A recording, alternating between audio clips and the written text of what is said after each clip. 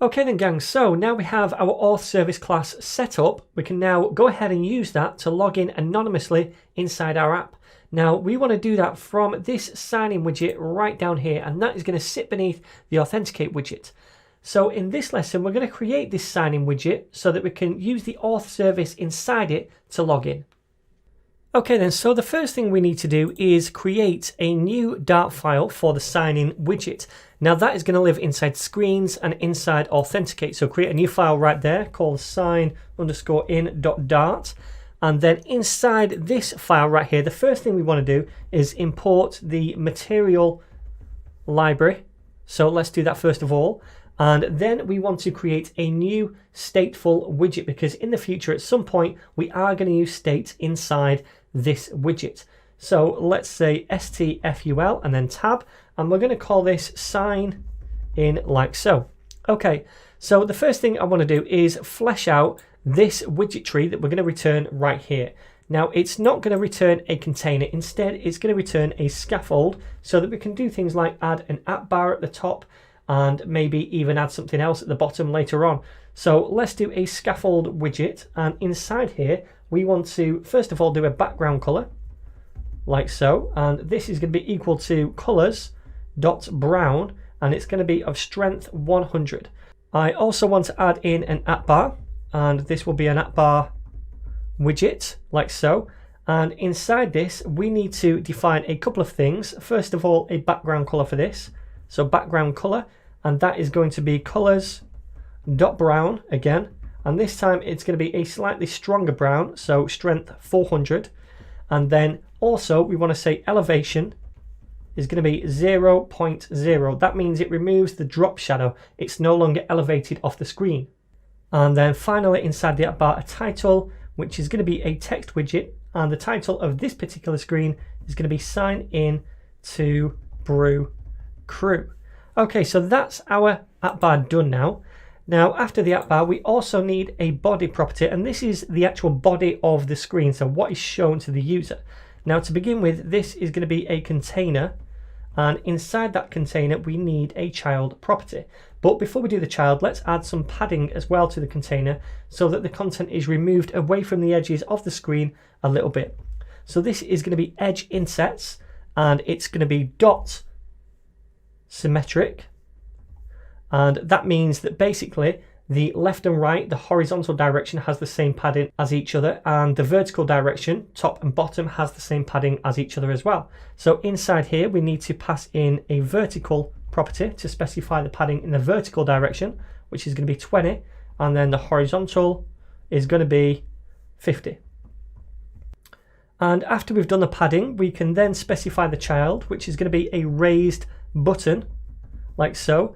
And inside the raised button we need to specify a couple of things: a child in itself, which will be a text widget, and this is going to allow us to say what we want the button to say, and it's going to say sign in anon for signing in anonymously, because ultimately when we click this I want to trigger the sign in anonymously function in our Auth service class. And then we also need an on pressed property, which is going to be a function that happens when this thing is pressed, this button. So this is going to be a function which is asynchronous, and it's asynchronous because ultimately in here we're going to perform an asynchronous task to log in. So before we actually do that, let me just save this, and now let me go to the wrapper over here, so that by default we don't return home, we return the authenticate widget. So if I press tab now, it's going to automatically import that for me, and we need to do our parentheses on the end. If I press save, we can see authenticate. Inside the authenticate widget, instead of just having the text widget display, we want the sign in widget to display. So let's say sign in, and if we tab now, then it's going to auto import that at the top. And now if we save, then we should see this sign in screen over here with this button. Now at the minute when I click that, nothing actually happens, but it's looking okay. And nothing happens because in here we don't actually say we want anything to happen. Well, what do we want to happen in here? What we want to do is now access this function right here inside the Auth service class. So first of all, we need an instance of this class. inside this widget so that we can access that function. So we're going to define that up here inside the state object.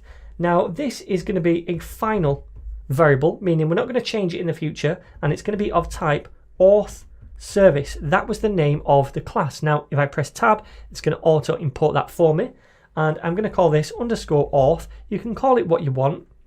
It doesn't have to be the same as this thing over here. It just makes sense that we're interacting with authentication inside this widget to call it auth, and it's underscore to make it private, meaning only in this file can I access this.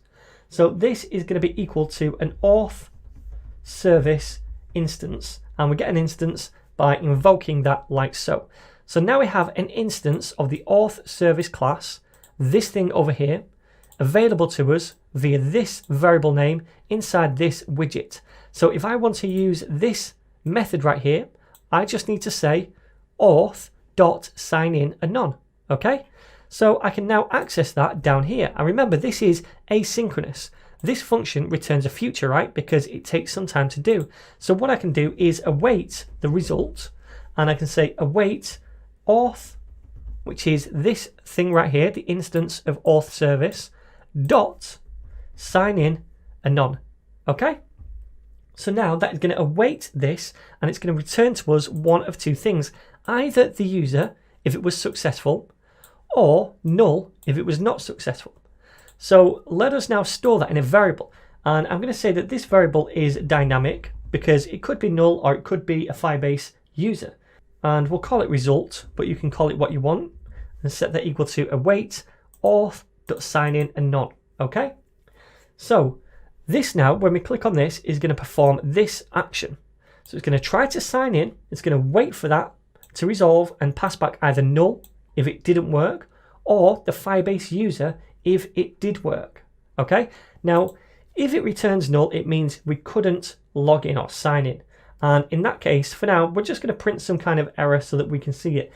If we get a user back, if we don't get null, it means that we have logged in, so we can print to the console for now user signed in or something like that.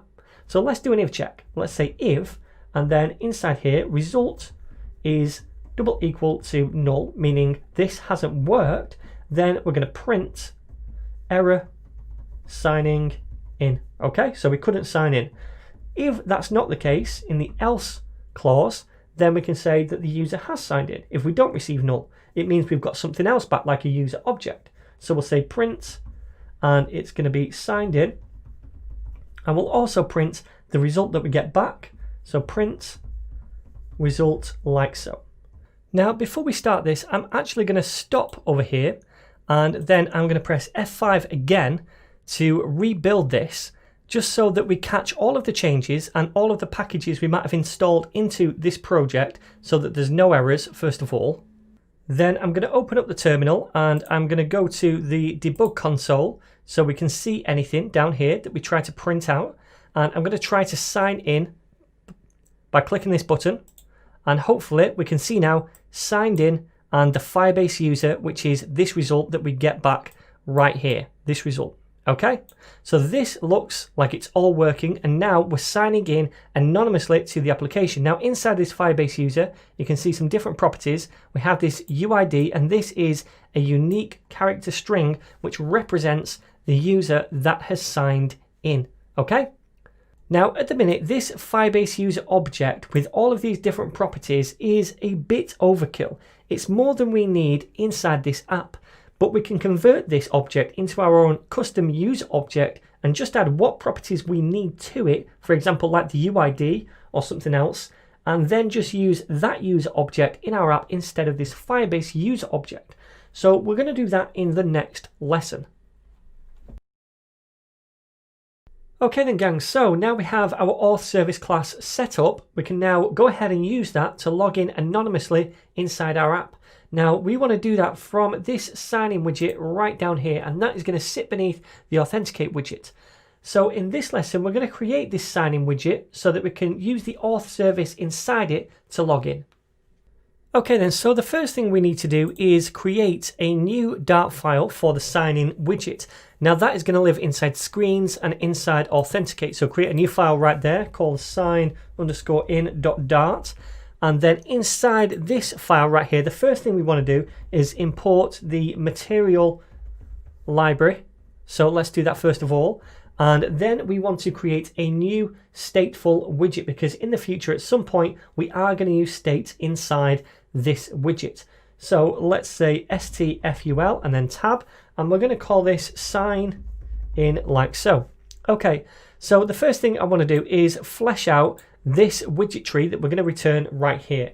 Now it's not going to return a container, instead it's going to return a scaffold, so that we can do things like add an app bar at the top and maybe even add something else at the bottom later on. So let's do a scaffold widget, and inside here we want to first of all do a background color like so, and this is going to be equal to colors.brown, and it's going to be of strength 100.